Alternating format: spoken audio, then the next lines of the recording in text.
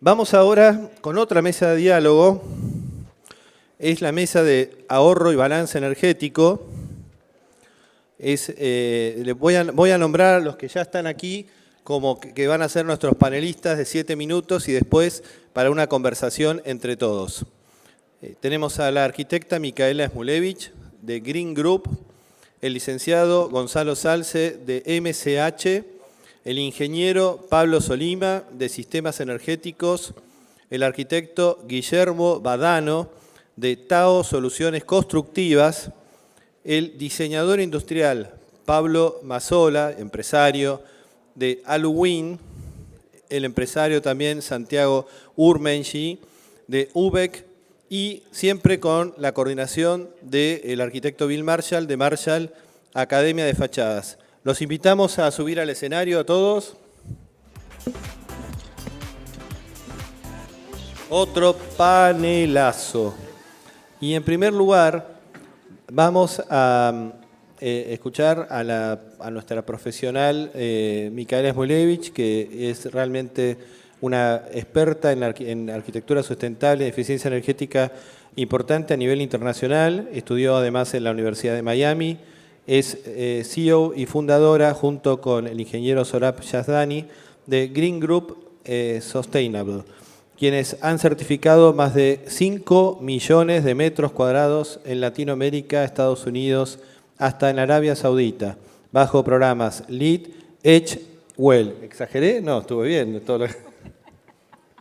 Bueno, queremos escuchar a Micaela Smulevich. Muchas gracias.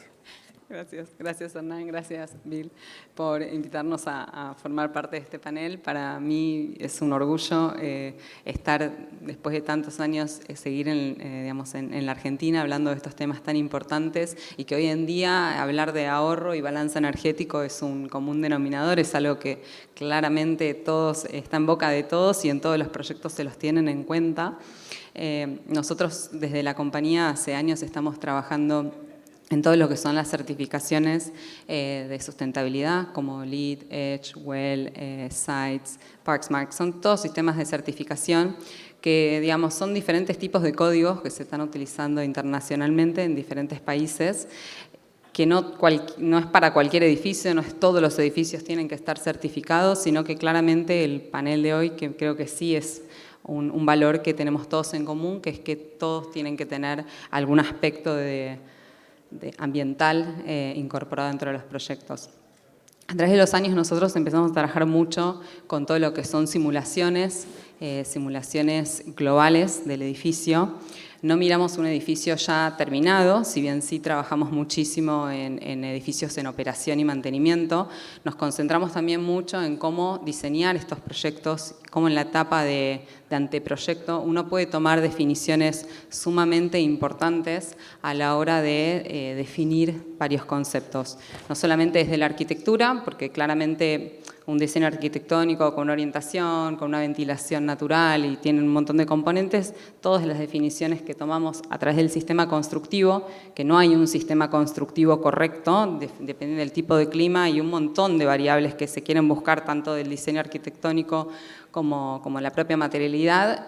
Hay millones de materiales ya en la industria, creo que son todos válidos. Lo importante es empezar a pensar temprano en qué es lo que queremos hacer del proyecto, qué materiales queremos utilizar, cómo eso va a definir el sistema termomecánico del edificio, la iluminación interior, natural. Entonces son muchos de los conceptos que a través de simulaciones paramétricas podemos empezar a analizar cuáles son las diferentes variables. Como pueden ver acá, es una gráfica, una simulación paramétrica, un anteproyecto donde empezamos a evaluar. Todas esas líneas son 1000 diferentes variables que pueden surgir de una sola solución, digamos, al final del día la tenemos como el final de la carrera, pero antes es donde estamos empezando a hablar de las diferentes funciones. Acá lo que ustedes pueden ver es como en esta simulación paramétrica nosotros empezamos a modificar la variable fachada, justo lo que nos trae hoy, que son las fachadas eficientes, las fachadas de ahorro, cómo al mover esta fachada uno puede empezar a tener diferentes soluciones en el sistema de termomecánico, de la iluminación y de la operación también del usuario, que es un componente muy, muy importante a la hora de cuando hablamos de una fachada ventilada. Es ventilada naturalmente, automáticamente, el usuario tiene que ir a abrir esa ventana, tiene que entender que la tiene que abrir, si la tiene que entender que la tiene que abrir hay un sensor que le esté reportando que hay una mala calidad del aire interior o solamente va a abrirla cuando se siente en disconfort térmico. Entonces son muchas composiciones que trabajamos desde muy temprano, más que nada para empezar a tener soluciones de esto, ¿no? De decir, bueno, voy a ir a una fachada eficiente, no una fachada más costosa necesariamente. Está mal hablar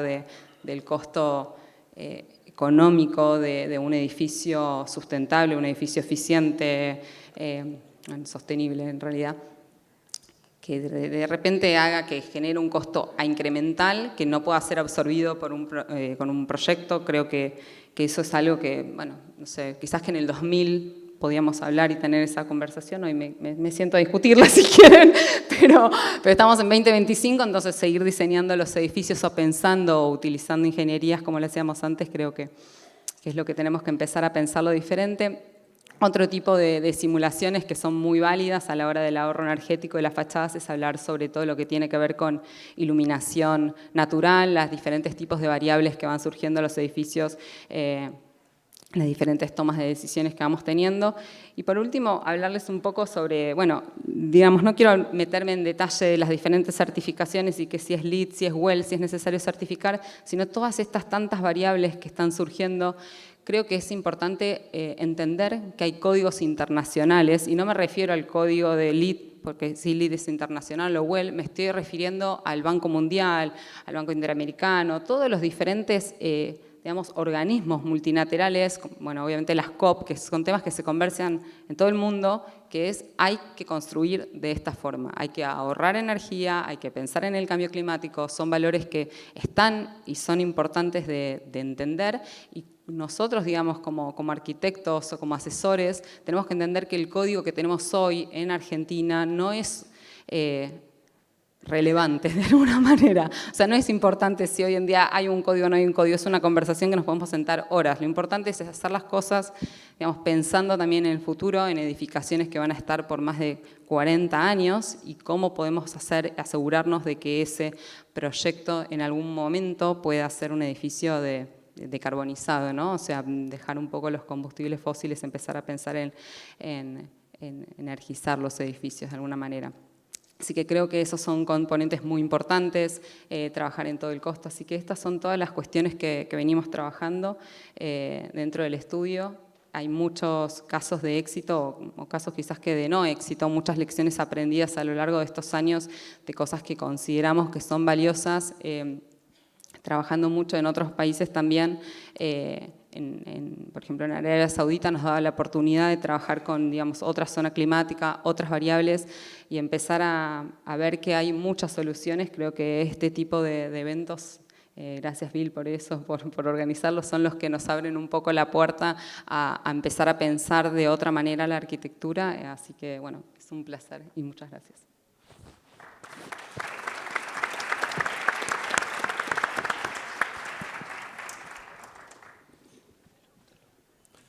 Muchas gracias, Micaela.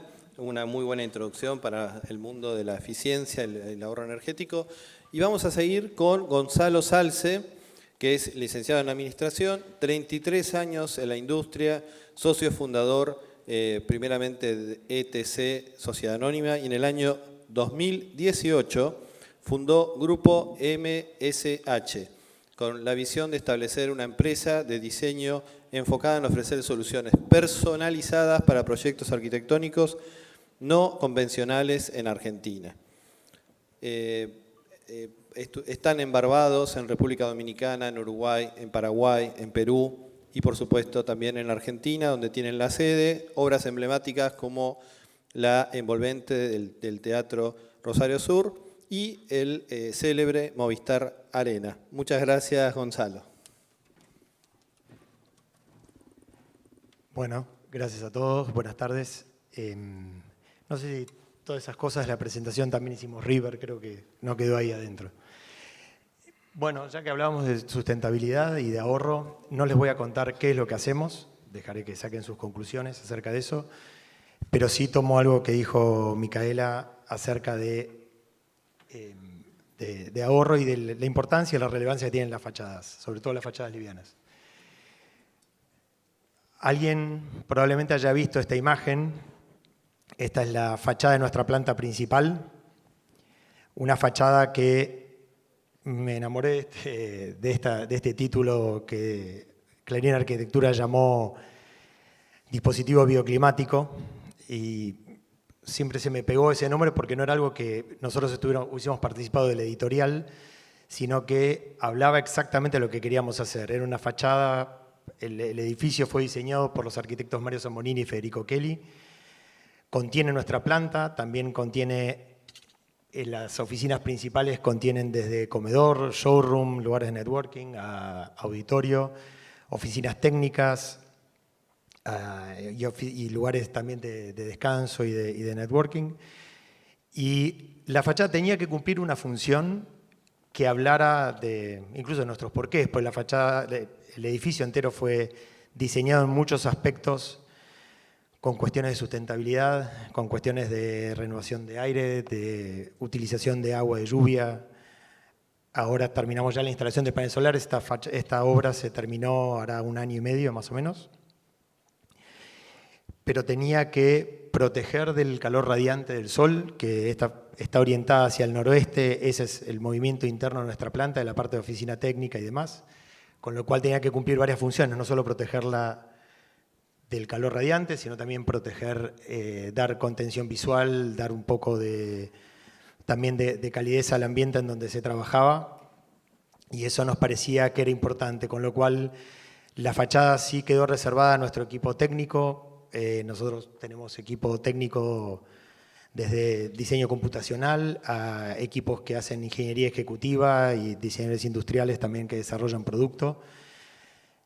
Y así fue que conceptualmente nació a partir de un ensayo, de un estudio que vino de mano de un ahora es arquitecto, que era un pasante de la Universidad de Itela, que conceptualmente trajo esto a la planta. Se estudiaron los locales y se estudiaron la función que tenía cada uno de esos locales para entender mediante algoritmos cuáles eran las transparencias que necesitaban para tratar de hacer un uso equilibrado entre luz solar, luz natural. Ese estudio lo aportó la empresa Dance Lumen, pero también protegernos de la radiación.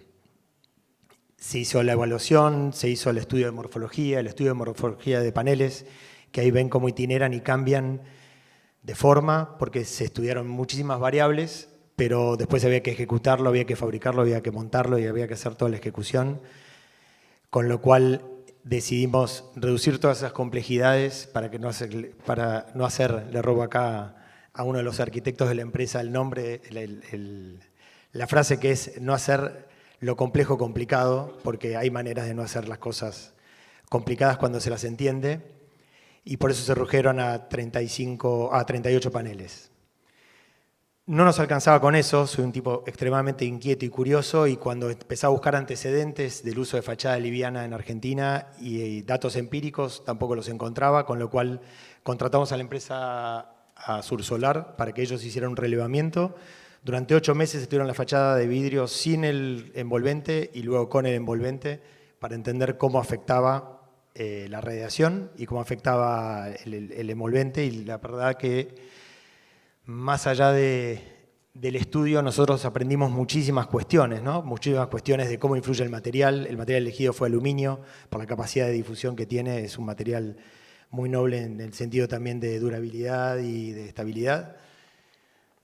También las orientaciones, también cada uno de esos elementos que ustedes ven en esos elementos que cubrían, tiene un sentido por la orientación y por la época del año, que ya se había estudiado por radiación. Y ese envolvente terminó siendo el elegido entre muchas opciones que se barajaron sobre la mesa de diseño. Y justamente quería hablar de esto, ¿no? de la importancia al momento que se decide un elemento. Incluso tanto Mario Zambonini como Federico Kelly estaban muy inquietos como cómo íbamos a terminar su obra, porque en definitiva era su diseño y su proyecto, y esta parte estaba encargada de nosotros. Y era importante entender que esta obra hablaba de lo que íbamos a hacer y lo que queríamos para el futuro, con lo cual entender que el consumo es un problema, más allá de que esté generado por energía solar o lo que fuera, es un problema actual y es un problema que debemos atender y controlar, y que no tiene que ver con el costo económico, que puede ser variable. Hubo épocas en que la energía, yo vengo de la industria metalmecánica hace muchísimos años, con lo cual siempre fue un tema los motores eléctricos, los motores servomotores y demás, y los consumos. Y era importante entender que es una obligación, es un deber empezar a entender la sustentabilidad como algo que debería estar incluido en todas las obras, más allá de las certificaciones y la obligatoriedad de las normas o no, sí en las cuestiones de estabilidad, sí en las cuestiones de durabilidad de cómo se hacen los tratamientos, cómo se hacen los procesos. Y un poco hablaba también de la entidad que teníamos nosotros como grupo, ¿no? Como grupo de trabajo de investigar, y el Sursolar nos aportó muchos datos para entender mejor esta funcionalidad. Así que básicamente era contarles esta pequeña historia para que entiendan, por lo menos en nuestra experiencia, cómo esos datos podían contribuir también a futuras obras. Nada más para decir. Muchísimas gracias a todos.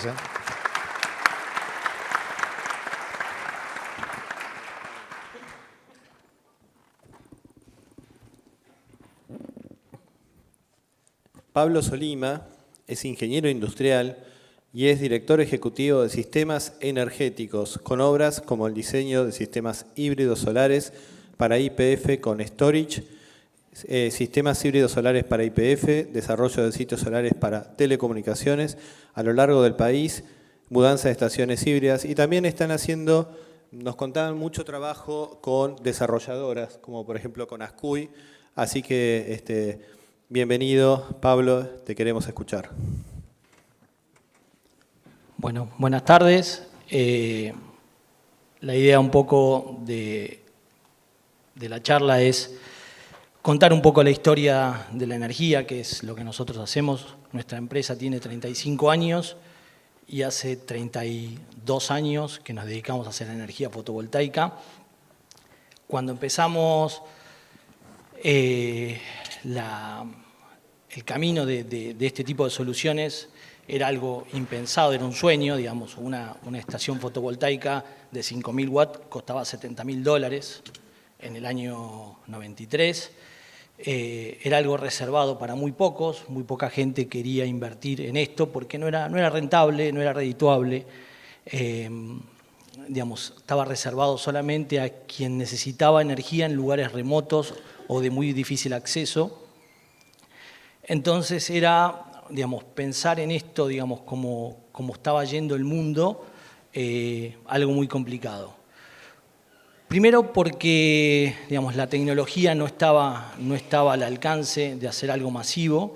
Fue, digamos, a partir del año 2000, 2004, 2005, donde Europa empieza a avanzar sobre esto, con legislación y con el uso de paneles fotovoltaicos, haciéndolo masivo, pensando en algo, digamos, que hoy en Argentina empieza a sonar, que es la energía distribuida o el prosumidor, que es donde cada uno en su casa puede tener una instalación fotovoltaica para reducir, digamos, el costo de la energía, pero sobre todo para ir haciendo un camino de aporte hacia algo más sustentable.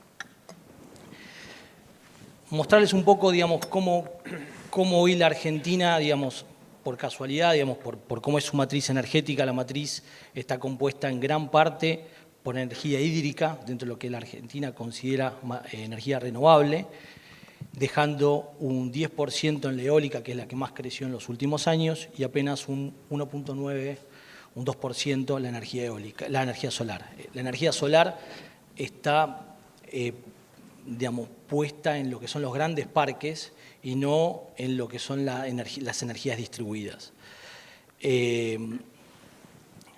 Hoy la energía, digamos, renovable cuenta con una ventaja y un problema. El problema más grande que tiene es la red de distribución. La red de distribución de los puntos donde hoy se albergan los parques eólicos o los parques solares están saturadas por falta de infraestructura y todo. Y empieza a haber una mirada hacia lo que es la ubicación de las residencias o las industrias como como fuente de ubicación de esta energía renovable. En general, digamos, la energía, digamos, se distribuye en las ciudades, y en las ciudades donde más se consume es en hogares y en lo que son las industrias. Entonces, la oportunidad que hoy tenemos es utilizar esas mismas lugares de consumo, como son los hogares, edificios, para montar en forma, digamos, inteligente y aprovechando los espacios que muchas veces son pocos por cuestiones estéticas, por cuestiones de uso, por cuestiones de sombra, por maquinarias que tienen los techos de los edificios, utilizar para poder reducir los consumos. Vemos nosotros que la forma de poder utilizar esta energía es a través de los nuevos desarrollos que tiene el BIPV, que son más que nada, digamos, la utilización de tejas y techos ya que tienen, digamos, el formato adecuado a una casa, lo que son la parte de vidrios, digamos, que permiten tener luminosidad, digamos, en los espacios y poder generar lo que son las fachadas, la parte de las regulaciones, como se llama, los parasoles y distintas infraestructuras que hasta hoy no tenían un uso, donde hoy podemos estar colocando paneles solares para poder aportar a lo que son las construcciones.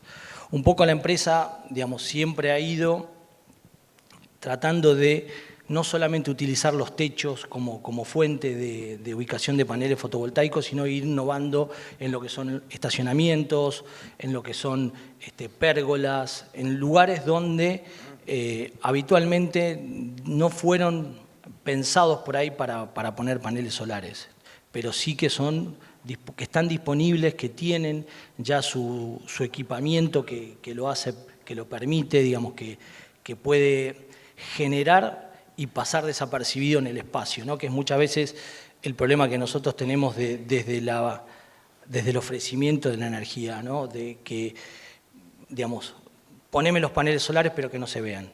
Entonces quedamos recluidos muchas veces a espacios muy acotados porque bueno, no participan del diseño de lo que es la construcción, ¿no?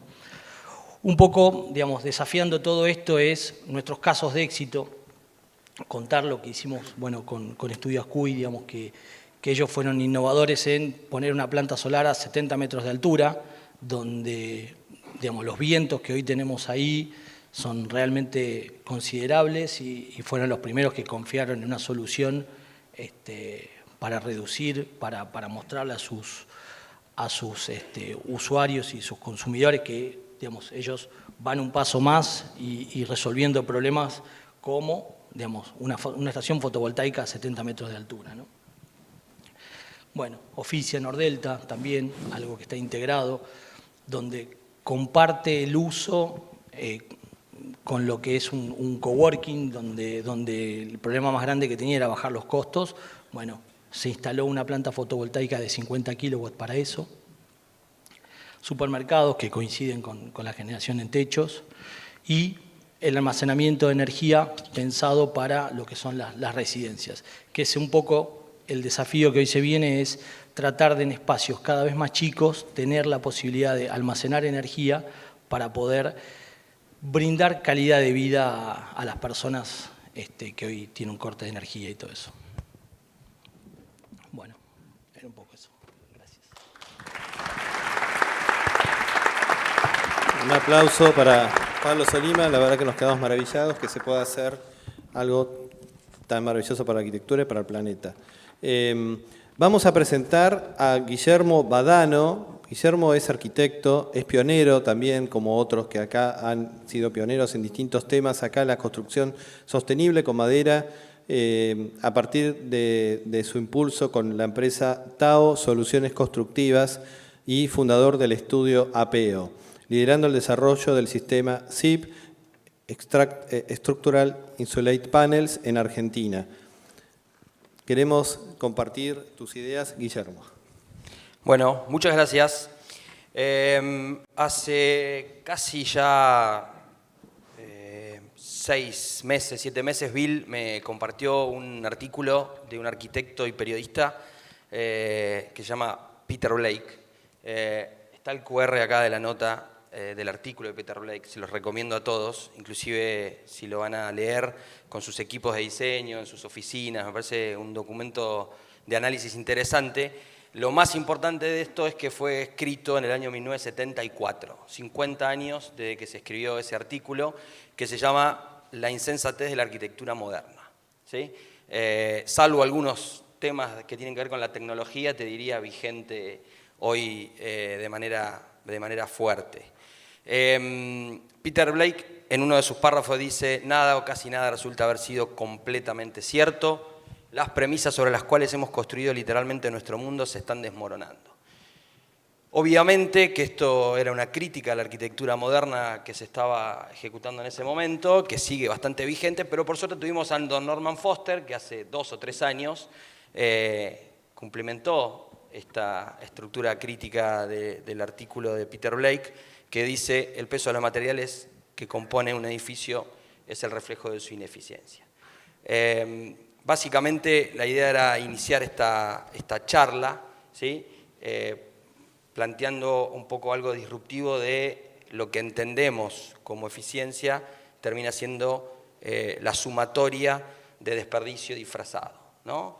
Entonces, a partir de ahí, como dijo Marcelo al principio de la primera charla, uno puede darle distintas ponderaciones hacia dónde va el Excel que le gana el render, etcétera, etcétera, pero me parece que como discusión de inicio, si no ponemos sobre la mesa estos conceptos, vamos a seguir cometiendo los mismos errores que Peter Blake nos dijo hace 30 años y que Norman Foster nos dijo hace algunos pocos, ¿sí?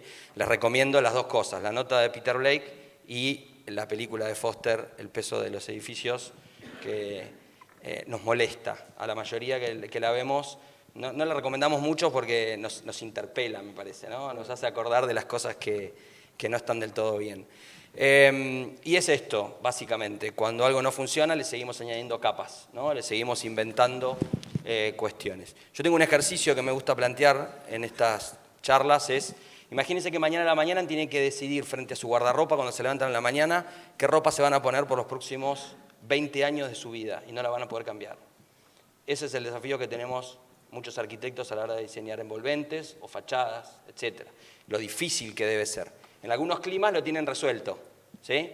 En algunos climas este tipo de vestimenta resuelve absolutamente todo. Por eso el desafío nuestro es tratar de interpelar todas estas cuestiones para plantearnos que tenemos que diseñar fachadas, envolventes, exactamente igual como nos vestimos. El famoso concepto de las 3 pieles, ¿no? La primera piel, gestión de humedad y terminación; la segunda piel, aislamiento; la tercera piel, la que es la estética, la terminación, la que protege la impermeabilidad del edificio. No añadimos tecnología, diseñamos inicialmente desde la eficiencia. Bueno, acá hay un video que creo que no están corriendo, y básicamente un poco la idea es: hay un sustrato, que es en este caso el SIP, Structural Insulated Panel, que les permite a los diseños de envolventes y de fachadas contar ya con un sustrato térmico, estructural y sostenible, porque es base madera, que les va a permitir colgar las fachadas y hacer los diseños hacia afuera a través de una fachada ventilada, como vimos en el panel de más temprano, y las terminaciones interiores que quieran. Ese sustrato les da la posibilidad a los proyectistas de arrancar desde una base absolutamente renovada, ¿sí? Solucionando la mayoría de los problemas que nos planteaba, o alguno de los problemas que nos planteaba Peter Blake en el principio. Esto que ven acá son imágenes de obras, de sustratos de diferentes envergaduras y tamaños de edificios, acá en Argentina y alrededor del mundo. Bill dijo algo al principio en su presentación sobre cómo tenemos que llevar las fachadas a distintas escalas, ¿sí? No solamente resolver grandes edificios, bibliotecas, centros culturales, etcétera, sino que también empezar a bajar a tierra a las obras que tenemos, que son muy deficientes, extremadamente deficientes, poder bajar las fachadas que muchos de los industriales y los equipos que están acá saben hacer y pueden, obviamente que ofreciendo un sustrato estructural, ¿sí? Aislante y sostenible, check, check, check, les resuelve gran parte de lo que necesitamos como premisa de diseño. Y 3 cosas últimas. Lo primero, whatever you're changing, you're choosing. Eso significa que lo que no están eligiendo, lo que no están cambiando, lo están eligiendo, ¿sí? Eso es un poco como despertador de que cada vez que, por la razón que sea, caminamos el mismo camino que la obra anterior, la misma decisión, el mismo proveedor, el mismo planteo de necesidad inclusive, no cambiamos las necesidades de lo que tenemos adelante, finalmente lo que estamos obteniendo es la misma respuesta, ¿sí? Y esta que a mí me encanta, que es el agua no se va a calentar por más que tardemos en meternos a la pileta, ¿no? Es un dicho bastante americano del norte, de los lagos del norte, que es un poco que es ahora, es el momento. Desde TAO nosotros fabricamos un panel SIP, comercializamos un sistema constructivo, pero nos dedicamos a acompañar los procesos de transformación de arquitectos, constructores, inclusive consumidores finales, en esta transformación, este proceso de resiliencia que significa plantearse desde el día 1 la manera de construir. Trabajamos de las etapas muy iniciales de los proyectos, como también hablaron al principio, ese es el modelo ideal, y nada, estamos acá para poder decirle al mundo de la arquitectura y la construcción y el desarrollo que hay otro sustrato posible para poder trabajar, que es un sustrato que soluciona muchos de los temas que no queremos hablar, los puentes térmicos, el calor, el frío, las condensaciones, etcétera, y que estamos disponibles para eso. Lo que ven abajo mío, que no se ve mucho, ¿sí? Son todas las certificaciones que tiene TAO, certificaciones nacionales e internacionales, así que estamos esperando que nos contacten para poder charlar de los proyectos que vienen, que son los que van a tener que cumplir las solicitaciones del clima de los próximos 80, 50 años.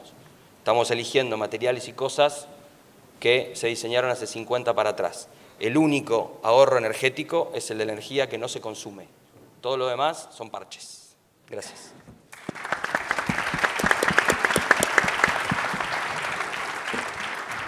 Solo agregar que emociona que estemos acá todos reunidos hablando de la mejor arquitectura para el mejor planeta, ¿no? Todas estas conferencias hablando de lo mejor para nuestro planeta, algo va a cambiar, para bien.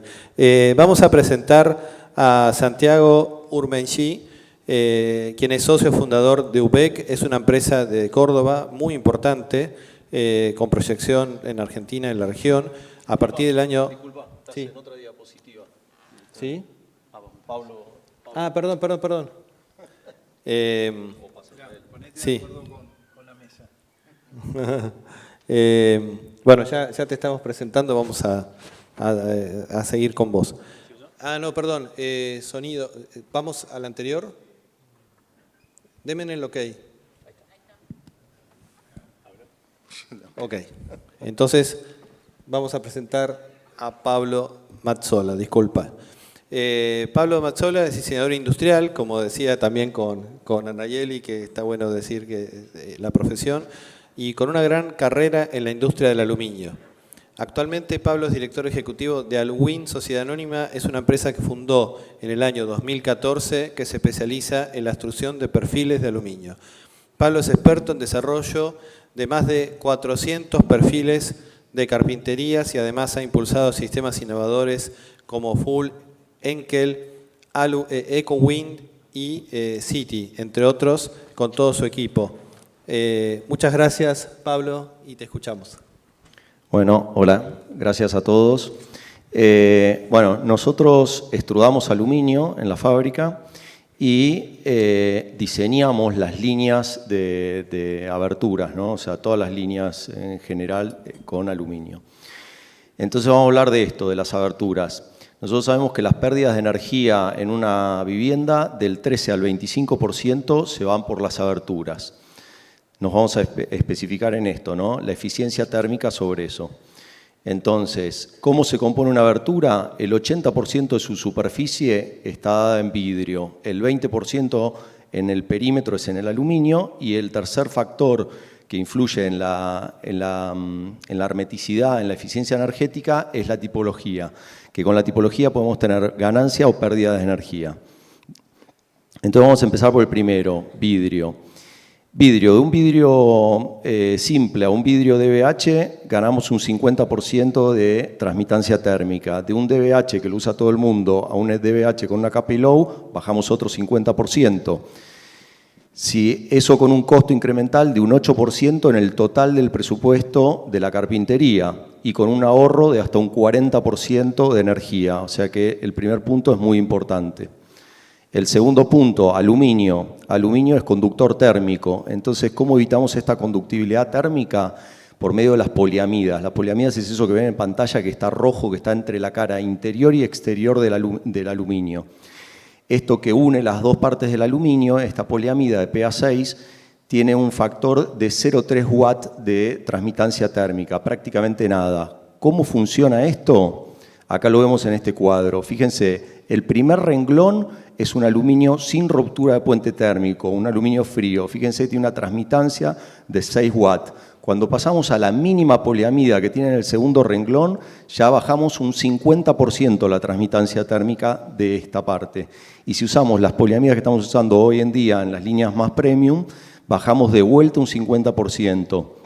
Quiere decir que podemos bajar hasta un 70%, 75% por entre un 4 y un 5 y un 7% del costo total de carpintería, usando líneas de RPT.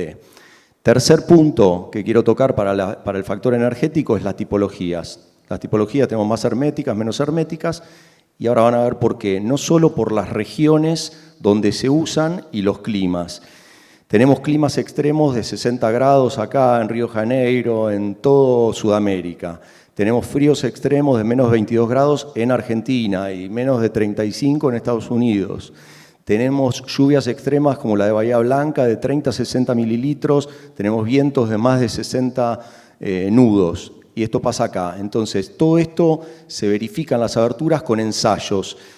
Entonces, para darle estos son ensayos propios de nuestra fábrica, pero que los hicimos en el INTI o en diferentes lados, pero son en común con casi todas las líneas de abertura de todas las fábricas. Fíjense que un paño fijo y un oscilo batiente, que son lo primero que están viendo, tienen baja infiltración de aire y muy baja infiltración de agua, 700 pascales, 0, 1%, la presión de viento es alta.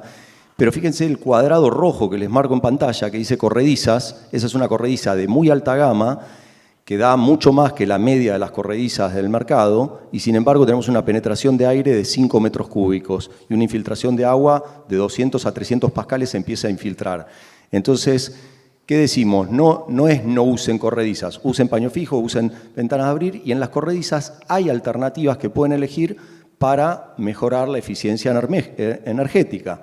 Entonces acá les muestro 3 alternativas, cómo van mejorando en corredizas la eficiencia energética, ¿no? Fíjense que de la corrediza esta de alta gama de 5 metros cúbicos pasa a 4 metros cúbicos en aire, o sea, mejoramos un 25% y un 60% en agua, y cuando vamos a la Eco Extreme, tenemos de 0,90 a 1.500 pascales de infiltración de agua, o sea, subimos un 300% del agua y un 400% la infiltración de aire, o sea, mejoramos en todo mucho usando corredizas. Entonces, ¿cómo son estas corredizas de altísima eficiencia? Bueno, acá lo vemos. La EcoHermetic, por ejemplo, tiene una junta perimetral en la hoja móvil. Esto sería como la puerta de un avión, imagínense que viene corrediza y que se pliega por un montón de puntos que la chupan. Digamos, sería así. Acá lo ven en otro corte, como cuanto más presión de viento, más junta al sello y los cierres también aportan. Y si tenemos una alta succión, esta hoja se apoya sobre las partes fijas, sobre el paño fijo y sobre el marco. Tenemos la posibilidad de hacer hojas de gran altura, 360 por 3 metros de ancho, que soportan hasta 400 kilos, todo en RPT. Entonces, y la conclusión final de todo esto es, pueden usar vidrios y low que tienen un 50% de transmitancia térmica, con un costo de un 8% más del total de la obra y un ahorro de hasta un 40% energético. Pueden usar aluminio RPT bajando hasta un 70% esa transmitancia, con un costo de un 4 o un 7% en el presupuesto total. Pueden usar tipologías, paño fijo, movibles, todas que verifiquen ustedes cuáles son las prestaciones que tiene por ensayos y corredizas que pueden elegir la más eficiente que ustedes elijan, con cajas de agua más grandes, que puedan soportar más, que no tengan permeabilidad de aire o que la permeabilidad de aire sea baja. Y por el último sería la fabricación e instalación. Todos estos factores no sirven de nada si está mal fabricada o mal instalada, ¿no? Porque nos penetraría aire y nos bajaría la eficiencia energética, que es a lo que venimos y lo que hablamos en este tema.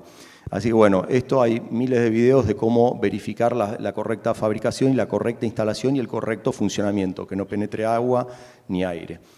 Esto es mi aporte hacia la eficiencia energética en ventanas, que es lo que nosotros producimos y diseñamos. Muchas gracias.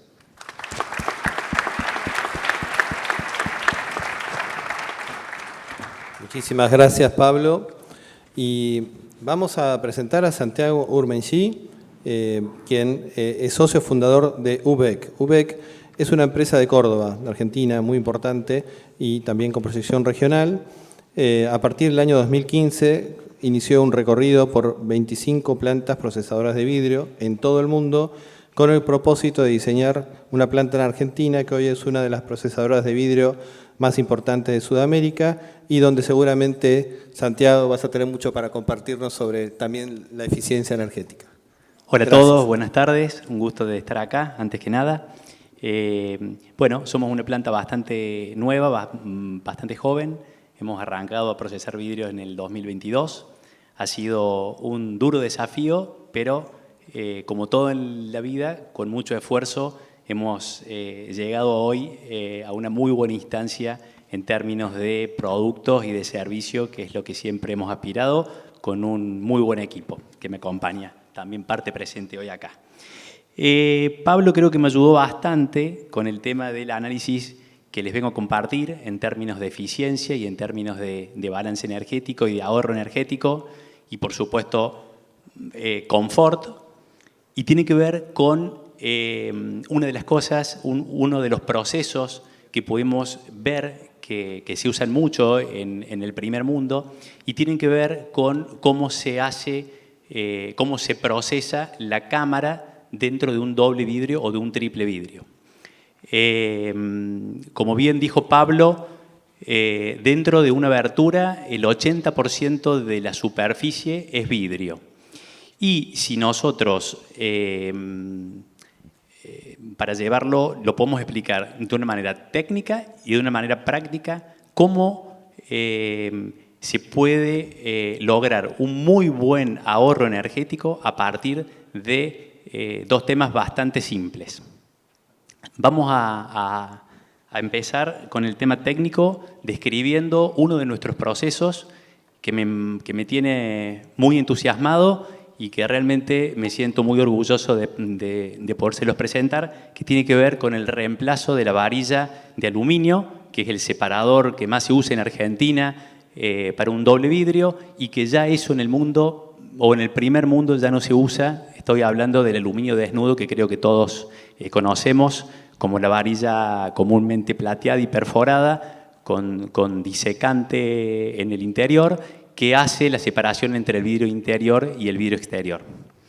Técnicamente, el sistema que nosotros tenemos en Córdoba y que hemos copiado luego de mi visita a otras plantas en el mundo es un sistema de ruptura térmica llamado CODISPACE TPS 4SG, que es uno de los modelos de espaciador de cámara con borde cálido o ruptura térmica de nueva generación, con un desarrollo de más de 40 años de pruebas de la empresa Kommerling de Alemania y que hoy también ya está presente en ese desarrollo porque cada vez se usa más y vienen acompañando a ese desarrollo Fensi, Dow y otras empresas líderes en el mundo.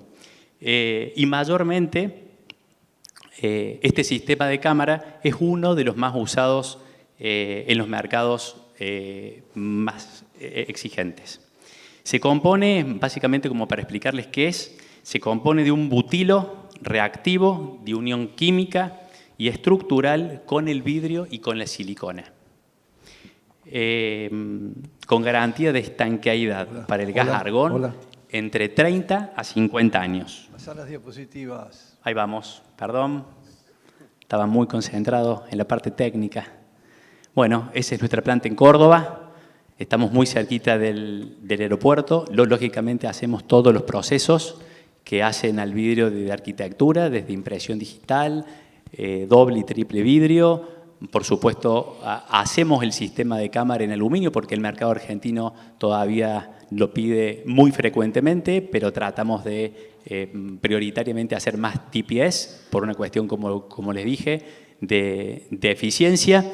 Y por supuesto, hacemos vidrios laminados y doble vidrios en tamaño jumbo.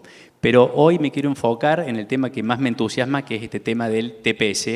Y me gustaría explicárselos un poquito de manera práctica y no tanto técnica. Cuando nosotros tenemos un vidrio que da su vidrio externo, recibe de la temperatura, depende de la región que esté y en el horario en el que esté, de frío o de calor. Esa temperatura, la masa del vidrio la absorbe, la distribuye de manera homogénea por toda su superficie y al tener un perímetro, ¿sí?, de cámara en aluminio, que es lo que más se usa aquí, fría, hace que por una cuestión lógica, toda esa temperatura, ¿sí?, que está dispersa en la masa del vidrio, automáticamente, como el aluminio es un conductor, se retransmite muy rápidamente hacia el vidrio de adentro. ¿Sí? Creo que se entiende. Es una cuestión física, inevitable, y por eso es que en el mundo se ha dejado de usar, porque cada proyecto que quiere ser eficiente ya no puede usar más ese tipo de cámaras por esto que les digo. Es imposible que un vidrio, por más eficiente que sea, logre retener en su masa y devolverle al ambiente toda la temperatura que recibe. Le es más fácil transmitírsela rápidamente a través del conductor, que es el aluminio, al vidrio de adentro. Entonces, bueno, yo veo que es muy habitual que en Argentina todavía se use esa cámara. Creo que es porque no hemos podido explicarle al mercado la disponibilidad que tenemos en Argentina sobre este tipo de cámaras. Y sería, digamos, el primer gran factor de beneficio a un costo realmente muy bajo. Yo creo en lo personal y creemos en el equipo que somos en UVEC, en la parte técnica y demás, que es el primer gran beneficio que hay al hacer un DVH, reemplazar la cámara en aluminio fría por una cámara con ruptura térmica. Segundo paso que se puede complementar es la aplicación del gas argón. En el mundo se usa siempre, o en el primer mundo se usa siempre gas argón como un requerimiento técnico indispensable. El gas argón, cuando se utiliza cámara de aluminio, de la tradicional, como el movimiento del vidrio no es acompañado por la cámara rígida, el gas se pierde. En el caso del TPS, el TPS acompaña el movimiento del vidrio y por eso el gas argón está garantizado por 30 o 50 años. Estos dos cambios, sin hablar aún de vidrios eficientes, hacen que un DVH mejore su performance en torno al 100%. Por supuesto que es ideal también usar un vidrio del lado exterior con mayores prestaciones, un vidrio de capa, un vidrio con buena performance, para así tener en conjunto un paquete de vidrio que ocupe el 80% de la superficie de la ventana, con un vidrio eficiente, una cámara de TPS y gas argón. Esto tiene un costo que los puede sorprender gratamente y creo que está al alcance de cualquier usuario que esté haciéndose una casa nueva, un proyecto nuevo, un edificio comercial, residencial y demás. Así que bueno, desde ya, muchísimas gracias. Gracias, Santiago.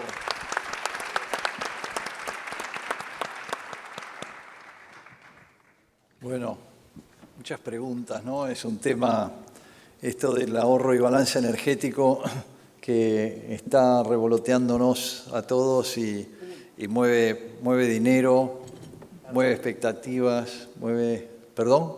Perdón, muy atento con el tema del... No les puse un video muy cortito, no sé si hay lugar de 30 segundos. Dale. Para que lo vean. No sé si vas a poder. No depende de mí. Ajá. No. A ver. Ahí va. Ahí está. 29, 28, 27. Son 2 segundos.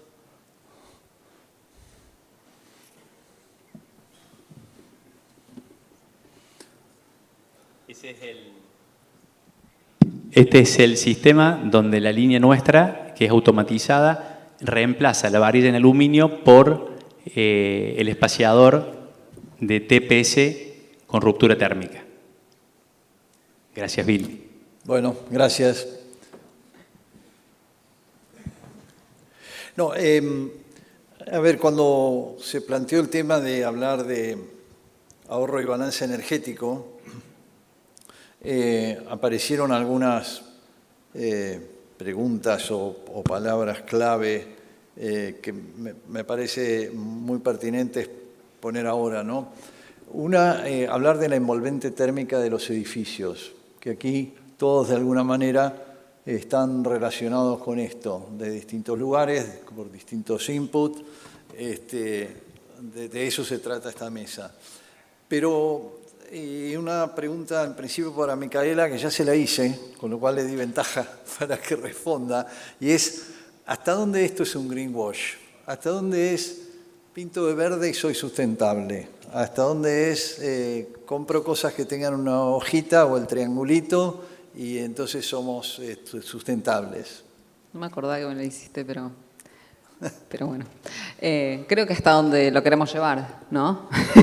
Ese es el desafío que tenemos. Hay tantas situaciones donde estamos viendo greenwashing y creo que es este desconocimiento de causa de cómo podemos hacer las cosas. Volviendo a esta conversación que estábamos teniendo antes de la unión entre la arquitectura, el diseño, las ingenierías, los sistemas que se instalan del edificio, de todos trabajar de manera correcta para poder lograr un fin, ¿no?, sostenible. Porque si no, en el medio es el greenwash donde yo hago la fachada con la última tecnología, pero no en realidad la última tecnología, sino con un sistema convencional, pongo el aire acondicionado lo más eficiente, pero con una fachada que ya es eficiente de por sí, y empiezo a mezclar cosas y termino quizás con un edificio que consume muchísima energía y después pongo el panel solar, y ahí viene el greenwash, ¿no? Claro, edificios prosumidores, ¿no? Pablo. Un poco lo que se trata hoy es de generar su propia energía, ¿no? Y, digamos, cuando partimos de una base, digamos, alta... de generar tu propia energía y de ahorrar lo más que puedas. Bueno, ese es el punto. Primero ahorrar, después...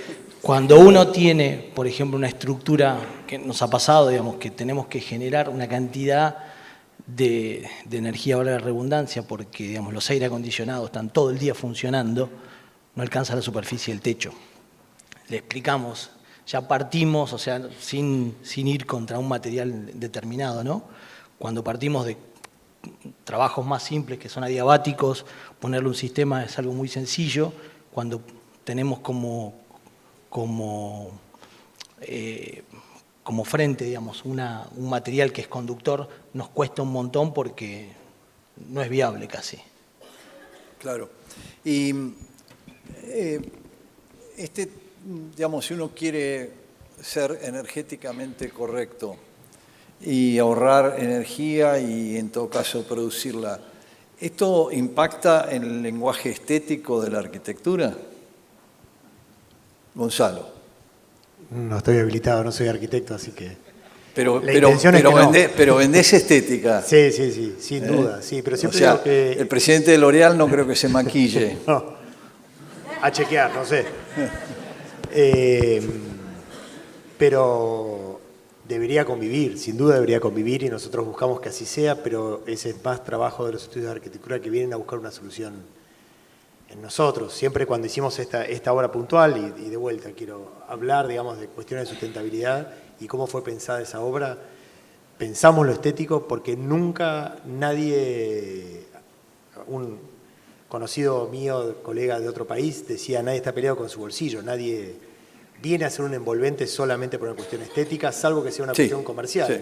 Normalmente tiene un sentido de uso. Sí, hay River una fue forma, envuelto por una cuestión de contaminación visual y una exigencia del gobierno de la Ciudad de Buenos Aires.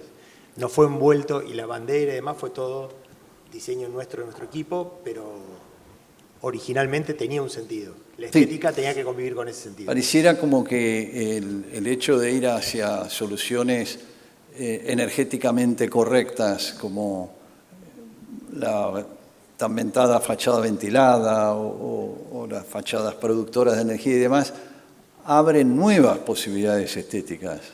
Y a lo mejor sacan de la zona de confort a los arquitectos, ¿no? Los obligan a empezar a manejar un lenguaje distinto, que tienen modulaciones que por ahí no son las que ellos quieren, o que tienen sistemas de montaje que no cuadran con los tiempos del project manager o del desarrollador, etcétera. Perdóname, te agrego una sola cosa, que por ahí acá hablamos en términos de balances energéticos, pero todos estamos hablando, entiendo, de sustentabilidad.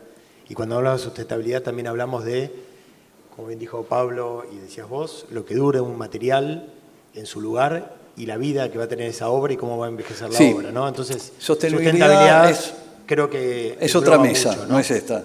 No, está bien, pero digo, también lo que uses, porque uses fachada ventilada, hay materiales y materiales. Digamos, ya lo habíamos hablado esto, que sostenibilidad es como otro gran tema en el cual entrar, donde entra lo energético, pero entran otras cuestiones también. Y ¿qué tan válido es, y por ahí la última pregunta, y con esto cerramos, y que lo conteste el que quiera, ¿no? ¿Qué tan válido es proyectar un edificio sustentable si tengo un cliente que me está corriendo con el Excel, lo que se habló esta mañana, y digamos, ¿cómo hago para validar esta propuesta de te conviene tal cosa? ¿Qué habría que hacer? Bueno, por mi experiencia es lo que hablábamos antes, simulaciones paramétricas. Le puedes mostrar perfectamente al cliente las diferentes variables rápidamente de cómo modifica el costo del edificio cuando uno cambia la fachada, cambia el aire acondicionado, cambia la iluminación, cambia la operación, cambia cada una de las variables y vas viendo los diferentes costos. Eso es automático, ¿no? No tenés que, una conversación de 1 hora ya solucionaste. Claro. Las simulaciones energéticas son lo que era movés la aguja y cambia todo, no hay mucha ciencia. O sea, uno puede conversar y conversar, confiables. Pero son 100% confiables. Y bien hechas 100%. Se me ocurre una última pregunta. ¿Son confiables, pero tienen en cuenta al usuario? Tienen en cuenta el usuario. Justamente ahora lo que estamos haciendo es incorporar hasta inteligencia artificial, que es digamos, de lo que estamos buscando hoy en día en todos los equipamientos, que te permite no solamente tener un usuario, porque tenés ahí el usuario que entiende, que no entiende, que es responsable o no es responsable, y es muy complejo llegar al momento del usuario. Cuando incorporas en las tecnologías la inteligencia artificial, ya dejas un poco de lado la necesidad del usuario, ¿no? Automáticamente toma en cuenta el usuario y cómo capta. Yo leí por ahí que la mayoría de estos edificios que pretenden ser sustentables y que han fracasado, fracasan por el usuario. Muchas veces fracasan por el usuario, muchas veces por el momento en que fueron diseñados. Estamos creciendo como humanos dentro, ¿no? Como personas dentro de una... Globalmente estamos creciendo como ciudadanos del mundo. Entonces, esta conversación es que ahora es ahorro de balance energético. A algunos les puede parecer que ya la escuchó y mucho hace años atrás no se hablaba, No y se es hablaba. un crecimiento, nuevos materiales que estamos viendo acá, Sí. así que...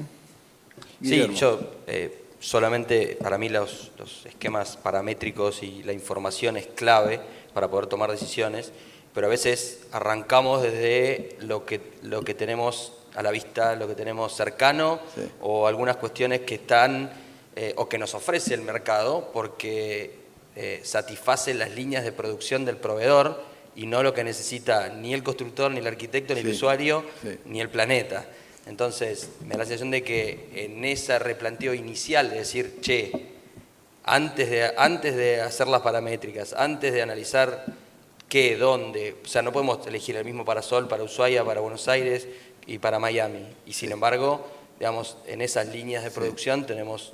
después hacemos paramétricas del mismo producto, pero No, que no son del mismo producto, pero, son por eso, variables de producto, va cambiando. Pero digo, si antes de empezar a diseñar, vos planteaste algo en la primera mesa, que era a veces dibujamos hoy lo que se va a construir dentro de 10 años. 10 sí. años. Bueno, ahí hay una alarma que me parece que en el proyecto las premisas iniciales de diseño deben contener cuestiones de disrupción en el diseño, en los materiales, en qué va, a dónde va el mundo, para qué lado va, el greenwashing y todo este tipo de cosas. Sí, sí.